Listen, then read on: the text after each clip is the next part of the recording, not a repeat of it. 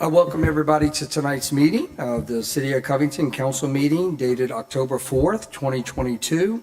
And if everybody can turn off their phones or silence them would be appreciated so we have no interruptions.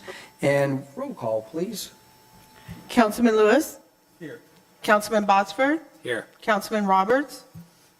Councilwoman Ludwig. Councilman Verrett. Here. Councilman Smith. Here. Councilman Rowley. Here. If we can stand for a moment of silence, please.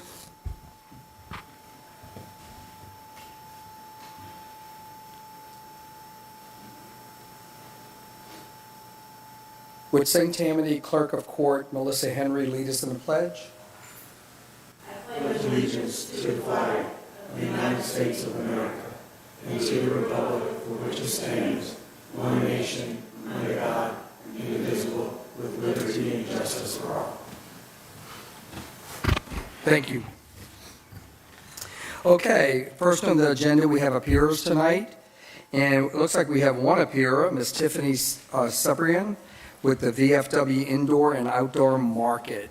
And if you would just come up to the podium, if you don't mind, and state your name and address for the record, and we would ask for around 5 to 7 minutes as an appearer. Thank you.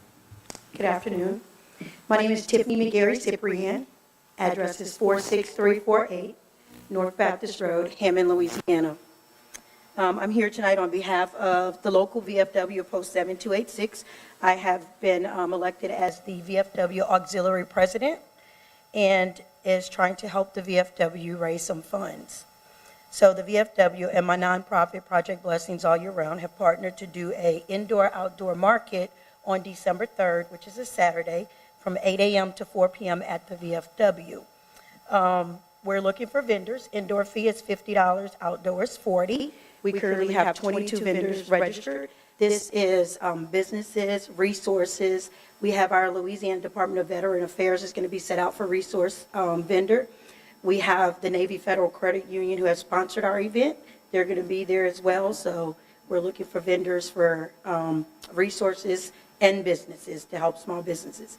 And after my research, I found out this is one of the biggest shopping holiday weekends in St. Tammany and Covington because they have the Steinhauer production at the fairgrounds as well that weekend. So I encourage everyone to do that. Our funds will go to assist with our veterans transition home, which I'm not sure if you guys are familiar, Quad Vets has closed down out of Tangipahoa Parish. And my husband and I have purchased the Quad Vet home, so we're now housing 16 veterans that came from Quad Vets, and we have room for 8 more. So all these funds are going to go to support our veterans, not only for our local community, but all 3 parishes.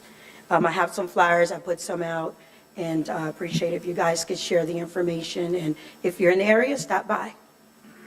Thank you. And I noticed on Facebook, social media, there's a lot of advertising on it, so the Yes. best of luck with that. Thank you so much. Thank you. Any other questions, Ms. Tiffany? Okay, thank you very much. I had one question real quick. Yes. Is the candle lady coming back? The candle lady? Yes. Is already registered. Oh, good. She got some great candles.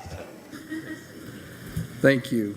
Okay, we're moving on. The consent calendar, the regular meeting minutes dated September 13th, 2022, introduction of item number 2022-10-01, an ordinance of the City of Covington to amend the 2022 operating and capital budget to receive and expend state funds to downtown historic overlays, Phase 2, Covington Police Department equipment. Also, introduction item number 2022-1002, an ordinance of the City of Covington accepting the alleys located in the dedicated servitudes and right-of-ways of the Village of Covington, Phase 2, for routine and regular maintenance.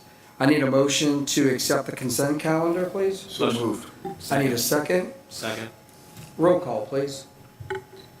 Councilman Botsford. Yes. Councilwoman Ludwig. Yes. Councilman Verrett. Yes. Councilman Smith. Yes. Councilman Rowling.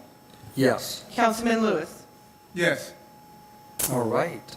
On the new business, resolution number 2022-22, a resolution of the City of Covington Council authorizing the mayor to execute a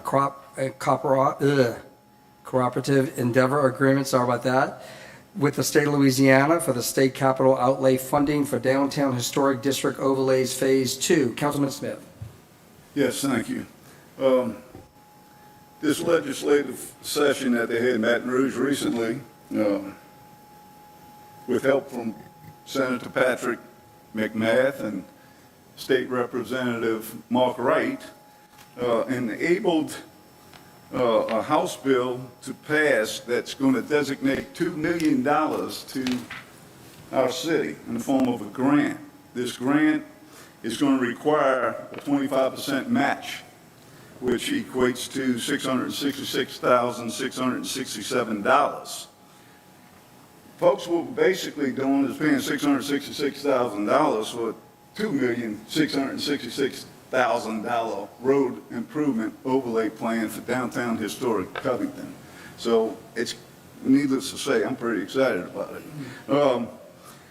This also requires, before we can receive the money, a cooperative endeavor agreement between the city and the state, okay?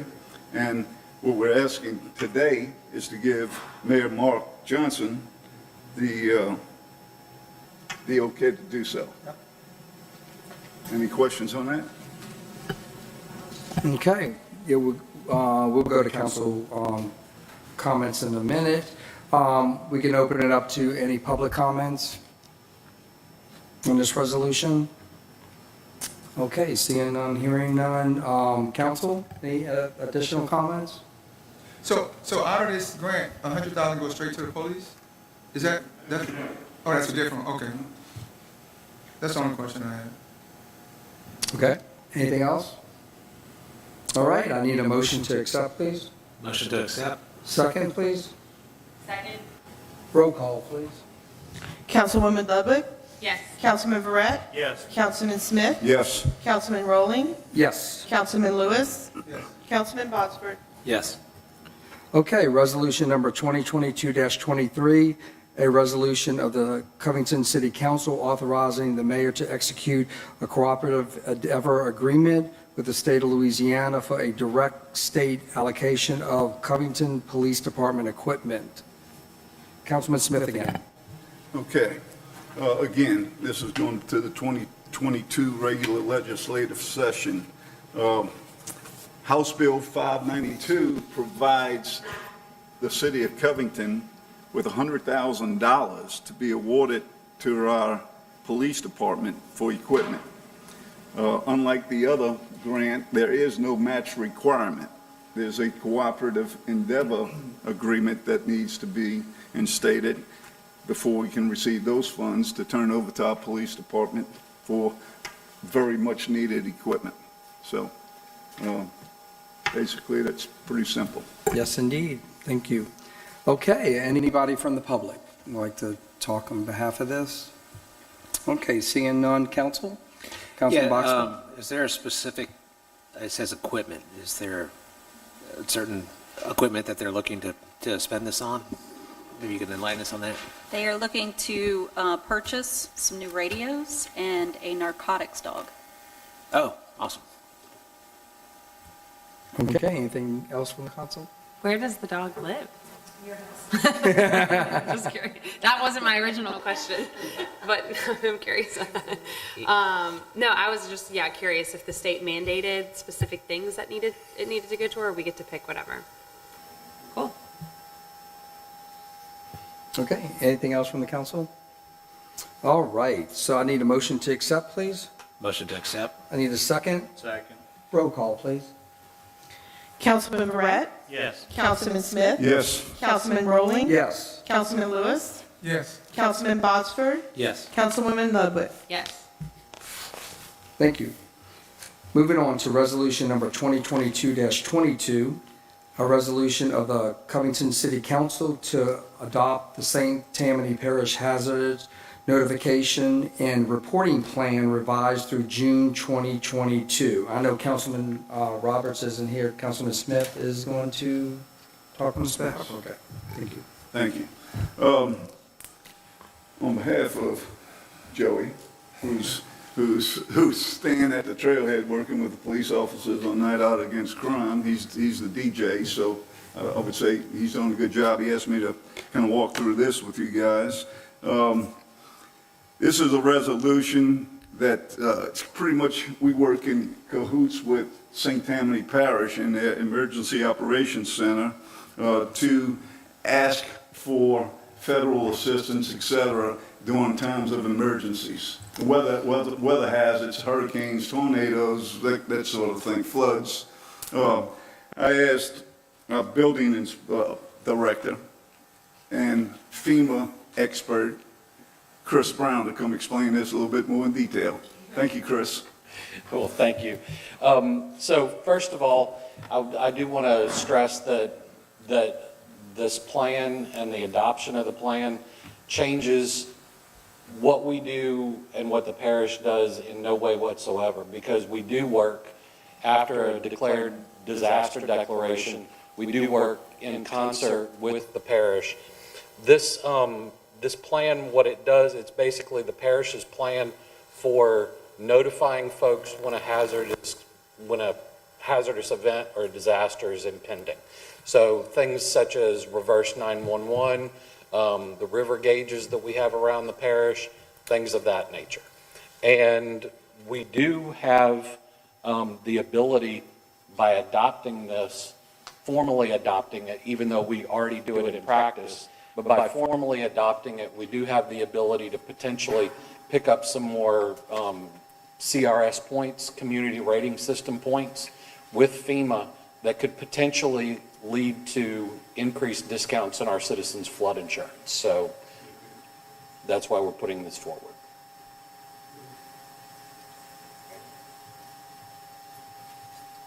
One moment, please.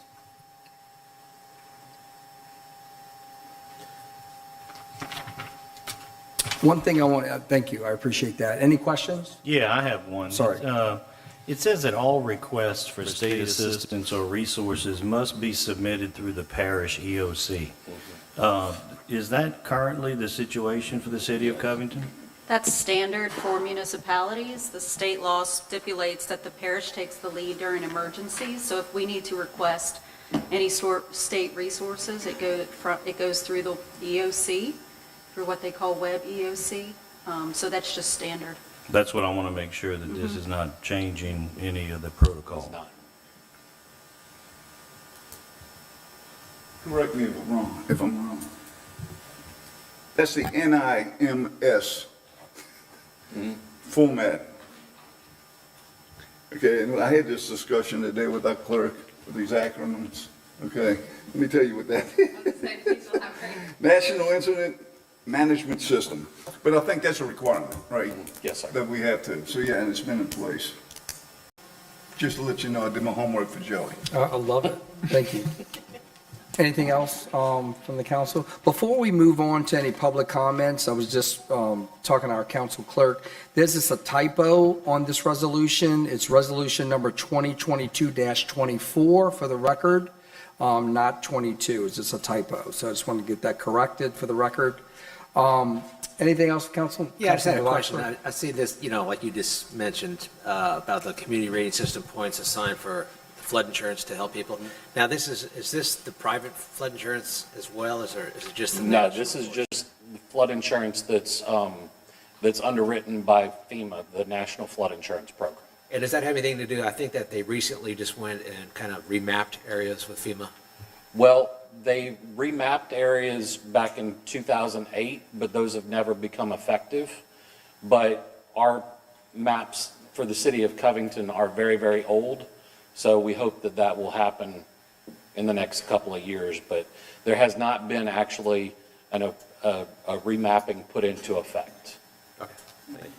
Point something out. So the CRS program is a multi-jurisdictional program that is outlined by the federal government. And so we work with the parish and other municipalities to show that we have a comprehensive program in place. And Chris is our designee for the city that works with all of these other jurisdictions. So this is a collective effort. It's not just something that we are doing alone. I just want to point that out. Anything else from the council before we go to public? Anyone from the public have any questions? Yeah, I'd like to just mention that Chris recently hosted a seminar at the Furman Auditorium for floodplain managers from across the state. He did a phenomenal job, and they really, really enjoyed their visit to our city, and they enjoyed the information that was provided to them. So just a little, when you're the permits guy and the flood guy, you don't get a whole lot of bouquets out there. So, congratulations to Chris. Thank you. Okay, thank you for that, Mayor. Anybody from the public? Hearing none, I just need a motion to accept, please. So move. I need a second. Roll call, please. Councilman Smith, Yes. Councilman Rowling. Yes. Councilman Lewis, Yes. Councilman Botsford, Yes. Councilwoman Ludwig, Yes. Councilman Verret. Yes. All right, moving on. Items for discussion. Next on the agenda is Ms. Melissa Henry, St. Tammany Parish Clerk of Court. We welcome her to our council meeting tonight, and I think she has a short presentation for us. So if you would state your name and address for the record, please. Hi, I'm Melissa Henry. I'm the St. Tammany Parish Clerk of Court, 701 North Columbia Street. Okay. Thank you for allowing me to spend some time with you here tonight. I want to talk to you a little bit about our office, and then I also want to share with you some of the things that are going on in Baton Rouge that's going to be affecting our elections in the future. So first of all, I'd like to kind of give you a little overview of our office. This is our switchboard operator, Chris Cushing. If any of you have ever called our office, this is the first person that you'll come in contact, and I know that you can hear his smile through the phone lines when he answers. Here's our archives department. Well, I'm sorry, it's flipping back and forth for me. So what's unique about our archives collection is that all of our series exist unbroken from 1810 to present day. We're the second largest, best preserved set of records outside of Orleans Parish. And unfortunately, other parishes, they have broken sets of records due to maybe natural disasters, fire, and even theft. All of our records are kept on premise, whereas other clerks' offices, their office is small and they have to rent storage facilities to house all of their records. Here's our land records customer service as well as our passports. You can apply for a passport in our office. We take the photographs. We are a national award-winning passport acceptance facility. We received an award from the U.S. Passports in D.C. Our personal documents, where you can obtain marriage license and certified copies of your birth and death certificates. We're an agency for vital records.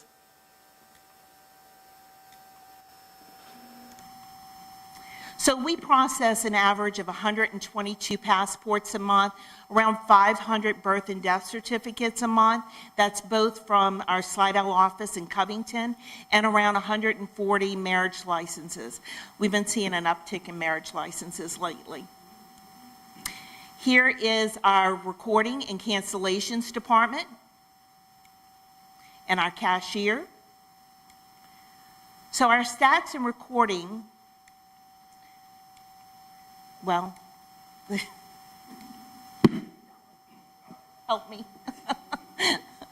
The cancellations, we process a little over 1,500 cancellations a month, around 75 mortgage certificates. That's going to increase once we start seeing more foreclosures being processed.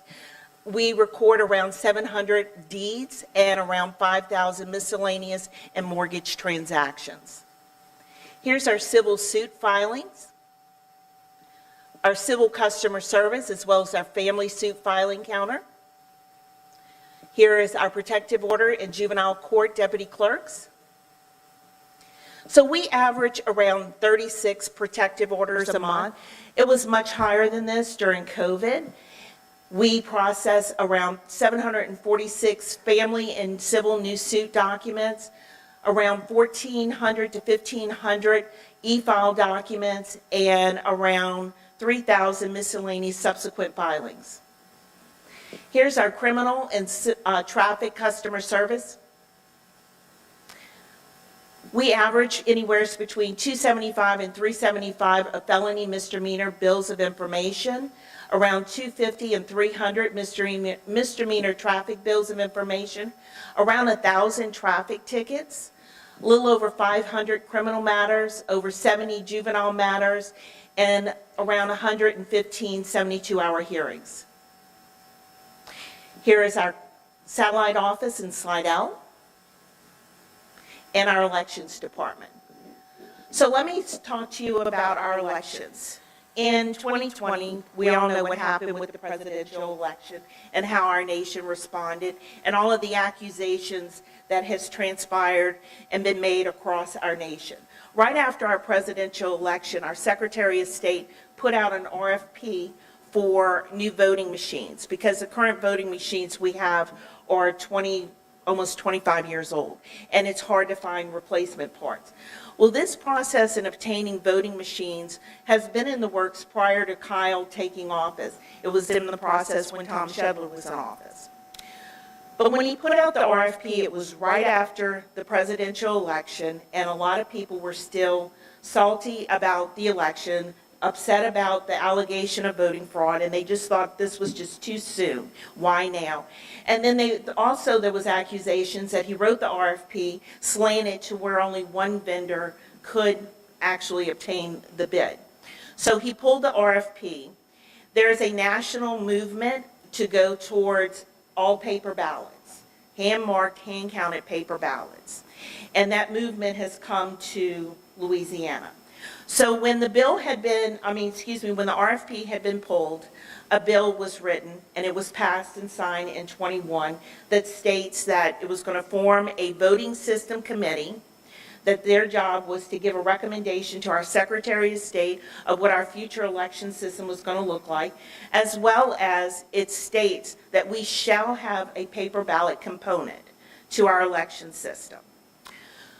So the Secretary of State asked me to come and testify at the Capitol and talk about St. Tammany and the uniqueness of St. Tammany. So what's unique about St. Tammany is because of how many elections that we have. We have so many municipalities, cities, townships, and we have so many elected officials.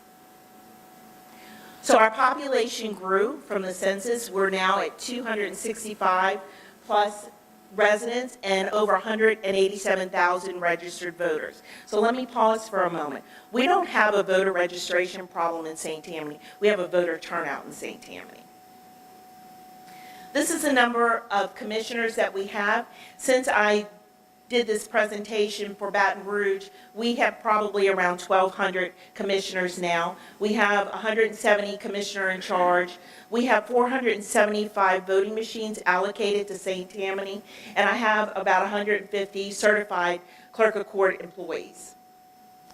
This is our age range of our commissioners, and you can see the older the citizen is, the higher number of commissioners we have. On a parish-wide election, I need 170 commissioners in charge, anywhere between 510 and 680 commissioners, and 445 voting machines. So let's talk about the number of people we have elected. So you see all the different cities that we have with all the various elections that we have, election candidates in each city, from mayor, chief of police, council members, council at large, aldermen, city judge, city marshals. Then we also have our state elected officials. And if you notice the asterisks next to the names, those are everyone from St. Tammany that are elected. Then we talk about our parish-wide elected officials, from our parish president, district attorney, clerk of court, the number of justices of the peace, the number of constables. We have an assessor, a coroner, a sheriff. Look at the number of school board districts, parish council districts, our judges, our RPEC members, our Republican State Central Committee members, the number of DPEC members at large, and our Democratic State Central Committee members. We have 229 elected officials in St. Tammany. So to say that we're politically charged is kind of an understatement. So let's talk about paper ballots. So in 2016, that was our record number mail-in absentee ballots. We had a little over 4,300 mail-in absentee ballots for the presidential election. In 2020, we had over 12,000. And ladies and gentlemen, that's a presidential election ballot, and that's a 3-page ballot. So on election day, the Board of Election Supervisors, we scanned 12,000 ballots times 3, because it's 3 sheets. So that's how many sheets of paper we had to scan on election day. We had over 141,000 voters either vote early vote or on election day. So the trend has continued where you're seeing more people take advantage of the mail-in absentee ballot process. Here's just a schedule of our upcoming November election and December elections. And then what's on the ballot in December, as you know, we have a big school board race. Pearl River, Folsom, and Abita also has races, as well as our U.S. Senator and Representative. And this is our 2023 election. So how many of you have the Go Vote app? Well, I strongly recommend that you download it. It's free, and there's a lot of information that you can get on this app. You can get what's on your ballot for the upcoming election. You can see if you forget where your precinct is, or if you're looking it up for somebody else, where their precinct is on election day. But you can also open that app up right now, and you can see election results from prior elections. And this is a great resource for you to have on election night, because you're going to get the results quicker than the media is. Sorry, Andy.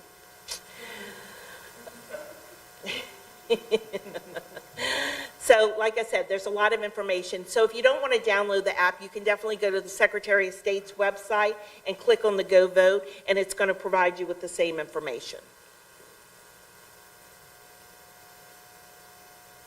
So we're always looking for commissioners. We just finished our last certification last month of new commissioners, and you know, I showed you how many that we have and told you how many I need for a parish-wide election. As soon as I mail out that you've been selected to work an election, our phone starts ringing, because there's a conflict in work schedules, a conflict in childcare schedules, someone is sick. We've definitely had the issues during COVID. And if there's a Saints game, all bets are off. Nobody wants to work. This is one of my commissioner training courses class pictures. So to regress back to what happened with this bill, there was a lot of people, like I told you, that on this national voting system uproar, and they're talking about wanting transparency in our elections. We rank number 7th in the nation in our voting process. We would be number 1 or 2 if we had an auditable paper trail with our voting machines on election day. If those machines had an auditable paper trail, we would rank higher. We don't rank in the top 10 in anything in the nation, right? But we do in our elections. So the concern and movement has been the challenge of our machines, and people making accusations that they can be hacked. Well, ladies and gentlemen, our machines are not connected to the internet. They are like glorified calculators, you know, like the umpires click. It's basically kind of what they are. What's different with Louisiana versus the other states is that the only people that touch our voting machines are Secretary of State employees. We're a top-down state. So it's their employees that program the machines, repair the machines, and house the machines. Where in the other states, the vendor is the one that is programming the machine. They're there at the election center on election day troubleshooting, and they're the ones that are tabulating the votes, and they are connected to the internet. So my presentation with Baton Rouge also talked about We live in southern Louisiana. And what challenges that would pose with us having paper ballots in our precinct? We deal with a lot of humidity. We have precincts in St. Tammany that do not have air and do not have heat, and our schools are on timers. So the heater or the AC turns on at a certain time and it cuts off at a certain time. You walk into those locations and the condensation is on the floor. The custodians are constantly changing mats or mopping the floors to keep people from tripping. So what does that do to paper when it's exposed to humidity? If you've worked in an office, you know it jams in printers and it jams in scanners, right? So this is what's been proposed by the Voting System Committee. They want you to walk into a precinct and one of two things are going to happen. Either they're going to hand you a ballot and you're going to hand mark the ballot, and then you're going to take that ballot and you're going to walk it over to a scanner and scan it. Or it's going to be a ballot on demand to where I'm going to punch in what Mark Johnson's ballot should look like. It's going to print his ballot for him. He's going to hand mark it and then scan it. But then there's also another option of a ballot marking device. And it kind of looks like a keypad or an iPad, if you will. You make your selections. It's going to print out your ballot with the marks on it that you made. And then you're going to walk it over and you're going to scan it.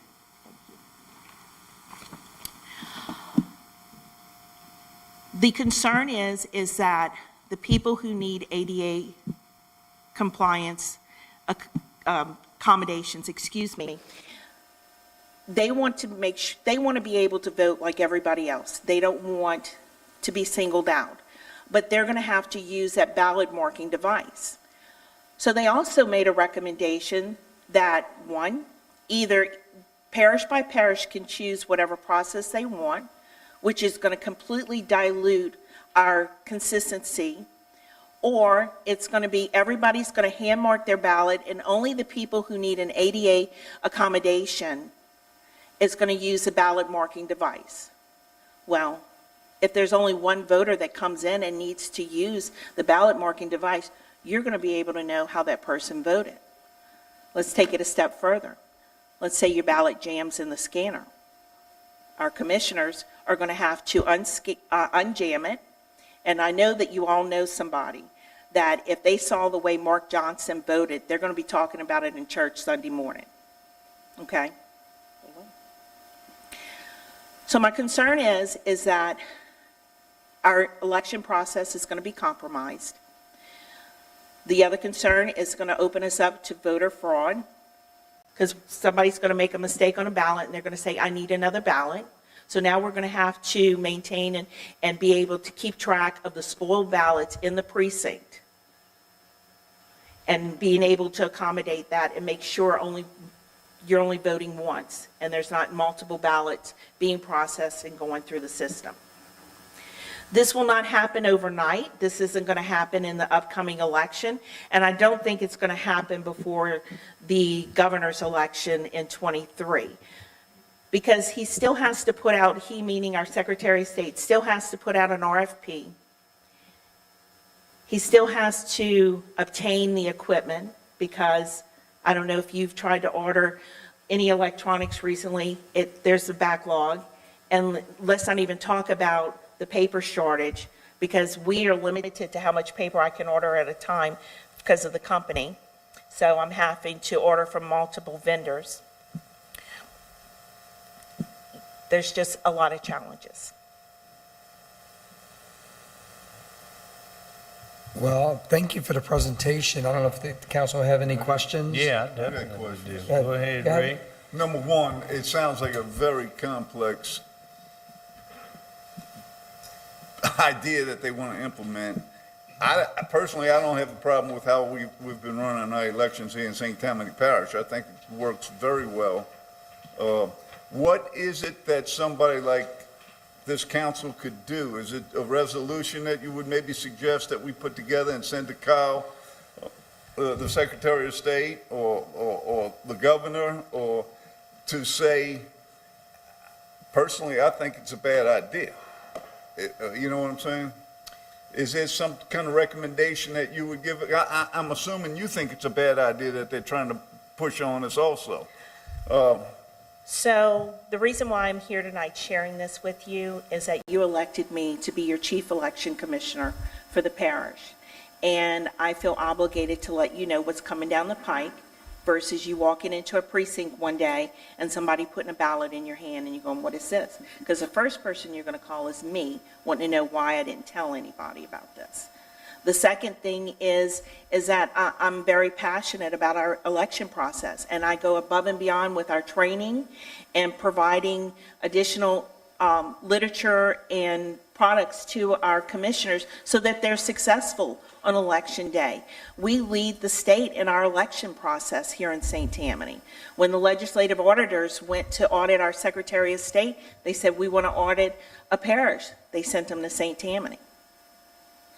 You know, like I said, this isn't going to happen overnight, because not only is it going to be time to acquire the equipment, but our election code is that thick, and they're going to have to go before the legislation to have things rewritten and make sure they have all the controls in place. But I will tell you this, regardless of whatever election system that they pass in Baton Rouge, I'm going to be a champion for it, and we're going to continue to be the best in the state as we currently are with our election.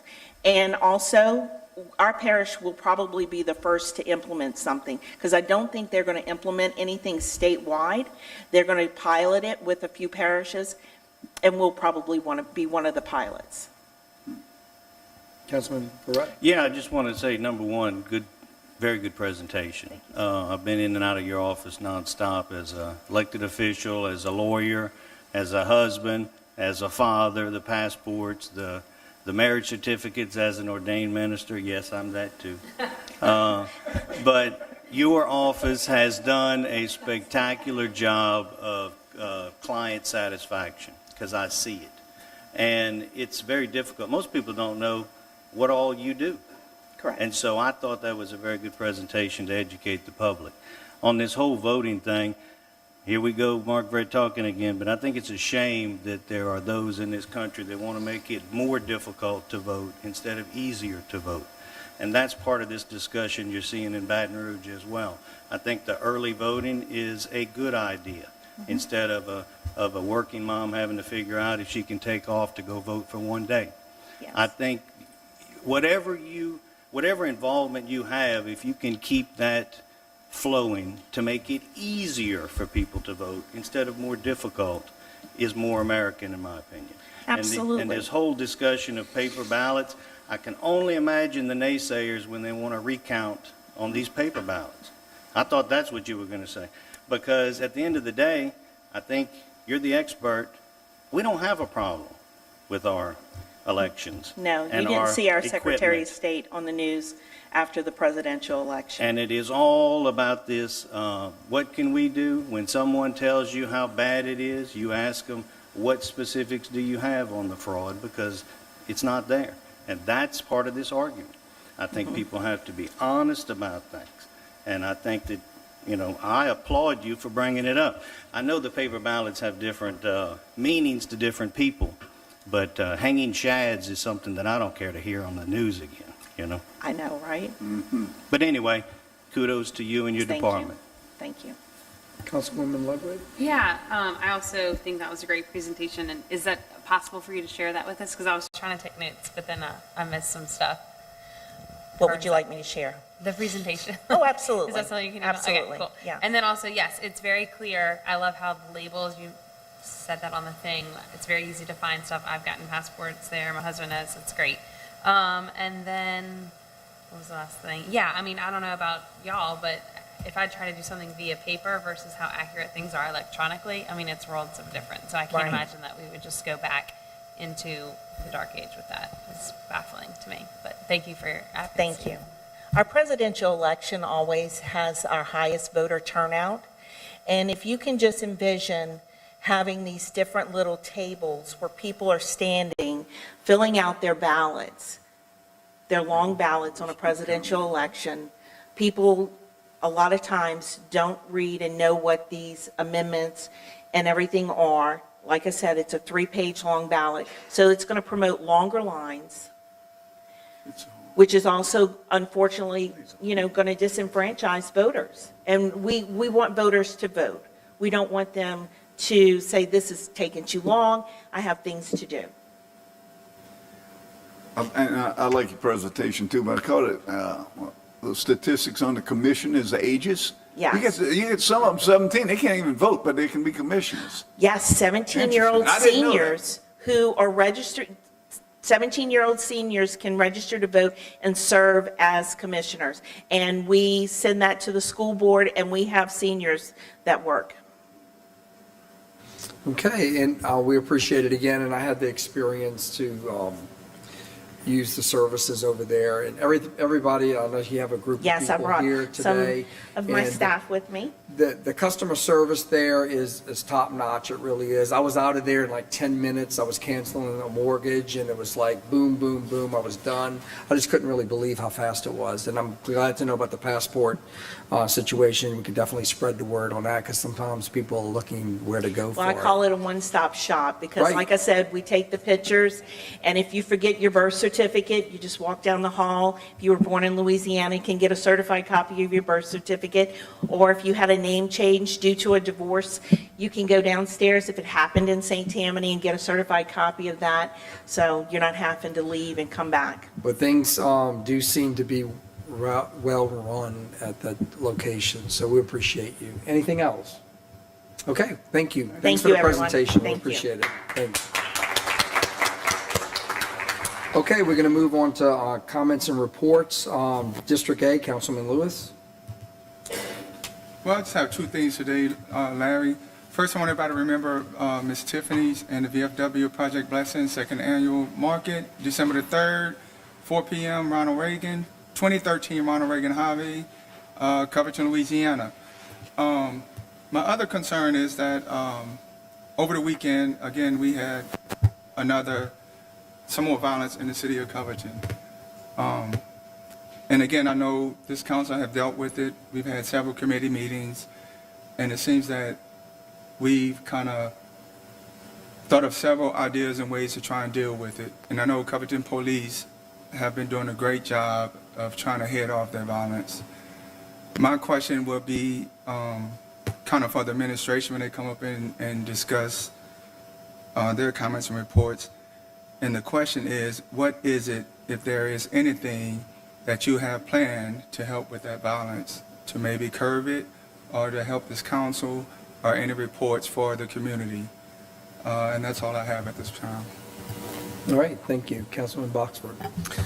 Okay, I didn't get my report from the food bank this time. New change in the regime, so we got to get used to it. So the only thing I have is that, shop local, and our Covington Farmers Market is on Saturdays. Please come out and visit. Last weekend was phenomenal, especially with the weather and stuff. And we have a lot of local vendors that could always use everybody's help. So if you get a chance, eat local, shop local. That's it. All right, thank you. You have something for Councilman Roberts? Again, I'm filling in for See? Councilman Roberts. He sent me his comments. To his constituents on Lurline Drive, looks like the street's getting ready for a major upgrade. He asked the residents that are directly affected by the construction to please be patient, keep in mind the progress is being made. If there's any major issues as work is being done, do not hesitate to reach out to Joey Roberts. Secondly, he wanted to thank the Covington Police Department for their visibility in the neighborhoods during morning school hours. Your presence truly de-escalates speeders. And thirdly, thanks to all council members for making a collaborative effort to make sure the 2023 budget is a solid fit for our city. And fourthly, he wanted me to remind you all about Night Out Against Crime over at the Covington Trailhead that's taking place right now, and it goes on till 9 p.m. That's all from District C. Thank you, sir. Moving on to District D, Councilwoman Ludwig. Yes. Fresh from London. Fresh from London. I'm very tired. It was a great game, despite the loss. I I also am dealing with the change of communications director at the hospital, so I don't have much to report for them. But I did want to say regarding our district, kudos to Public Works. I had some residents with some drainage issues. Obviously, we had several bad storms last month, and there was, of course, causes backflow. And every single time I sent it, they would go immediately check it out into one on a Friday afternoon. We met with a resident, and by Monday they were doing smoke testing, and they've already started digging up the street over there by 15th and Taylor. So they're already fixing that. So just kudos to them, always quick to respond, but especially even difficult items like that. And then, a ton of events. I'm sure the mayor will touch on that. It's beautiful weather in October, so we love to cram all of our events in at once. Most importantly to my heart, Oktoberfest is next weekend.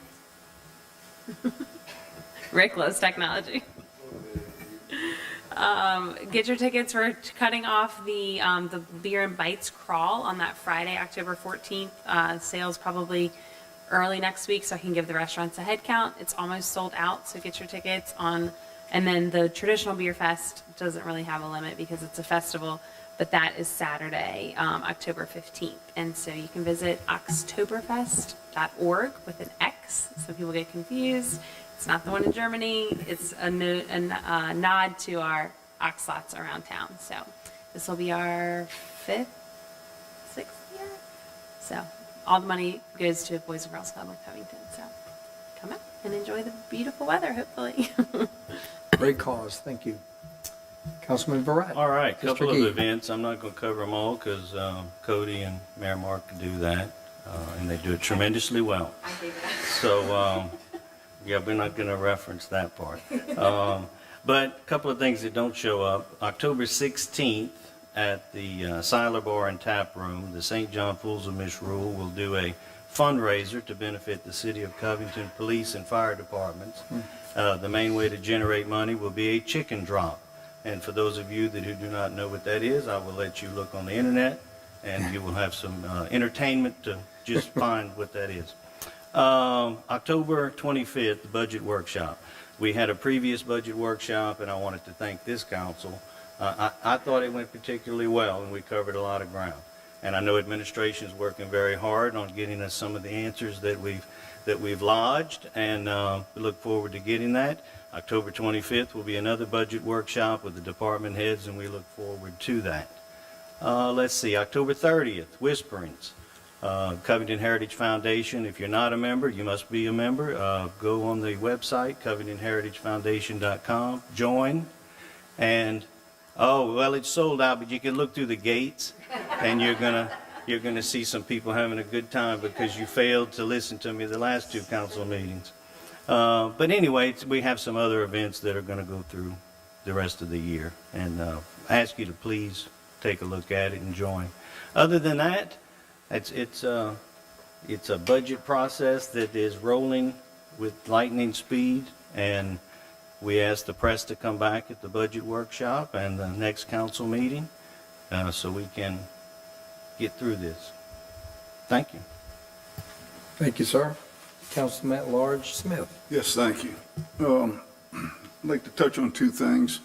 I had a constituent call us, a resident call about the solicitors out on the street with the cans, and they got their vest on, they're shaking at the windows at the red lights, etc. And she was like, do y'all allow that? And I'm thinking, we don't encourage it, that's for sure. And then I also thought maybe we had an ordinance, and I found out today with a little help from council clerk and Ellen over at Planning and Zoning. She came up and she said, yeah, Rick, we do. So we do have a process for being permitted. And what I would like to do is get together with our city attorney, Mr. Rodriguez, and the police chief, and make sure that that ordinance isn't so outdated that there's been lawsuits throughout the country where I understood that some municipalities were sued and you couldn't do certain things. I just want to kind of find out where we stand and what we can do as a city to at least enforce permitting, if that's legal, okay? So that was one thing, and I'd like, who knows who's watching, that resident may be hearing this. That's the answer. Secondly, it's an unfortunate incident, and Peter touched on it. It's really disheartening to see our St. Tammany Parish Fair, after maybe a 3-year, hiatus from everything. You get families going out there, kids excited, and you got these brazen thugs decide that they're going to start shooting. I had a conversation with our police chief, and my concerns were, did we have enough police presence? He assured me we did. He said in the immediate area, we had 3 patrol officers cruising that area. We had 2 Covington PD at the front gate of the fair entrance on Columbia Street. And the St. Tammany Sheriff's Department was within the perimeter of the fencing for the fair. They had the Sheriff Department in there. So it wasn't a lack of police presence. It just shows you that there's so much going on. You got some brazen criminals, okay, that they don't care about some innocent person's life. And, this thing's going back and forth. I can promise you this, Chief Farrell, he's not happy with what happened. And I think he's got it on for these guys. And I'd be willing to say we're going to get the perpetrators in a very short time. He came out today with a press release that the Covington Police Department is offering $2,000 anonymous tips, okay? Any information, somebody, somewhere in that vicinity to that incident knows who the shooters were, okay? There's no doubt in my mind, okay? Step up to the plate, do the right thing, get with the police department, remain anonymous, get your little $2,000 reward from our police department. By the way, that money comes out of the budget that we have assigned to the police department for things like this, witnesses and undercover expenses, etc. So anyway, I was upset about it, and I can guarantee our police chief's upset about it. So with that, I'm done. Thank you. Thank you. Appreciate it. The only thing I was going to talk a little bit about the budget process. Councilman Verrett already spoke about our workshop. It went very well again. And the CBA meeting is going to be tomorrow, which is Wednesday, October 5th at Heritage Bank. So our support for the business community is always welcome. So they do a great job. So, and at the end, I'll go through the second budget workshop and the times and all that good stuff in a minute. So that being said, we're going to turn it over to Mayor Mark.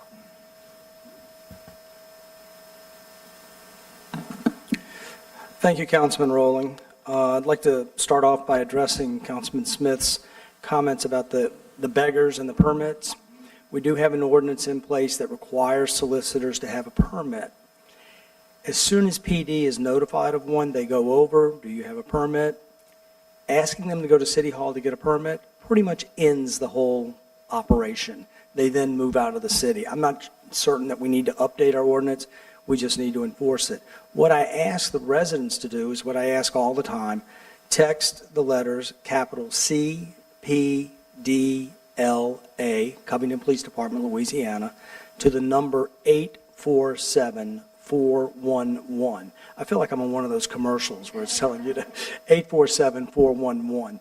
Enter that text exchange as a new contact, Covington PD.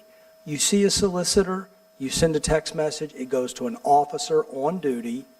They go visit with the people. We have not had a solicitor come ask for a permit. They don't want to come see us. And so they will leave town. Now, I also remind our residents that Walmart, Home Depot, Highway 21, not in the city limits. So if you're seeing them out there, calling the city is not really, texting the officers is not going to help. But it's been pretty effective. I will also share that Miss Janice, who is the lady that we see sitting on the park benches, whether on Boston Street or setting her chair up, we do well checks on her every day or two. She chooses the lifestyle that she chooses. She refuses any kind of assistance, and she seems to be pretty happy. But our PD checks on her every day or a couple of days, and to make sure that she's no harm or hurt to herself or to anyone else. So we seem to be in a good place. If she would like to enjoy sitting out in the sun and watching the world go by, that's certainly her prerogative, and there's no law against her doing that. Councilman Ludwig leaving me with the events. I would say that one of my favorite all-time events in the city of Covington is October. The month of October is my favorite event. We have over 21 events in the next within this 30 days. We have, through various means, between Rocking the Rails, Oktoberfest, and Nightmare on Columbia, we have 7 free concerts at the Trailhead that are going to perform. So there's lots of live music. You've got Rocking the Rails. You've got the third Friday will be Sunset at the Landing concert there, and we have Bluesberry Fest coming up this month, next weekend I believe, which is what's that? This weekend, with national acts. We have our art stroll in October, which is Fall for Art. We also have our block party with the antique car show last Friday, with lots of music in the clubs and in the restaurants. And we have Nightmare on Columbia, which is our costume party, close off the street, have a great time, and they end with another concert at the Trailhead. For the children, we have the Monster Mash at Bogaflaya Park. We have Trickin' and Treatin', which is kind of a fall festival at the Trailhead, and we will have trick-or-treating at Peter Atkins Park on Halloween evening. So there's a whole lot to do in Covington in October. Arguably, the place to be in springtime is Paris, but the place to be in October is Covington. Regarding the incident on Saturday evening, as Councilman Smith alluded to, I too have talked to Chief. The most disheartening thing there is that the perpetrators have no fear of themselves being hurt, themselves being taken out, and really upsetting Chief Farrell, bystanders being injured. They're not worried about being arrested because there were police all around them. They're not worried about getting shot. And one of the ones in the past year who got shot knows who shot him and won't tell us who shot him. So there's a real problem there. It is not a black on black crime. It is a thug on thug crime. Very, very specific. And it is typically initiated by people from outside our parish, not even outside the city of Covington, but outside our parish. It is also an active investigation, so we also need to kind of stop at that point about what we might have to say about it. As Councilman Smith also mentioned, tonight is Night Out Against Crime, a big event over at the Trailhead, and I think it's just a wonderful time to remind our residents that a couple of years ago, this council stood up for law enforcement. A couple of years ago, this council voted to increase police pay and did so enough that it increased our retention and our recruitment. At that time, we only had 13 police officers for the entire city. We were budgeted for 26, but we only had 13. A year later, a year ago from now, we had 26 officers, fully staffed, and we're no longer losing officers to lateral moves. We've lost a couple, but that's because they went to the state police, which is a step up in their career. So we're retaining our officers, and we're doing very well with that. And that is a credit to this council and what they have done with supporting our police officers, giving that department everything it needs in the way of resources, and making sure that our officers are well paid. So in a little over this past year, what that force has done has taken more than 50 guns off the streets of Covington, illegally possessed guns. And if you've seen some of the pictures, some of these were some really bad boys, some long rifles with some big magazines. So they have done an excellent job of investigation, as well as just basic police footwork of pulling people over, having probable cause, and doing that. In addition to the guns, our police department has taken almost 500 grams of heroin and fentanyl off the streets of Covington. Enough fentanyl and heroin to probably kill every person in the city. And they have removed that. And again, this is a tribute to this council for their support. They have also, in just over a past year, made over 100 felony arrests. 100 felony arrests. Our hope is that in the next 12 months, these numbers will go down. We're not looking to get better at this. We're hoping that the numbers will decrease. A few weeks ago, we pulled over a person who hopped out of the car. He was from another municipality, hopped out of the car, and his first comment was, "You can search me, you can search my car. I'm clean. I've heard about you guys." He knows Covington is not a place to ride dirty, and that's a tribute to you and to our police department. When you watch the national news and you look around and you see what's going on across our nation, you see the messes that are happening, I think it's important that people know that this administration, this council, and this community have just decided not to participate in what's going on in other places. Public safety is the #1 responsibility of local government. We take it seriously, and I think these numbers reflect that. So again, I just take this moment to thank the council for the move they made 2 years ago. Now let's go to Night Out Against Crime. Thank you, Mayor. We appreciate those words about the police department and the council and so forth. We appreciate it. Okay, anything else from administration tonight? No? Okay, just to review really quick, anything else real quick from the council? Let me go over the budget work session that's getting ready to come up. Tuesday, October 25th at 5:30 in these chambers is going to be our second budget workshop session. And the department heads will be here, administration will be here, and we're going to go through that process. Also, on November 1st, 2022, is going to be our November council meeting in these chambers. That's also at 6 p.m. And then all these meetings are open to the public, of course. And then I think that's it. I think I covered it all. So that being said, anything else before we leave? Okay, this meeting is adjourned. Thank you.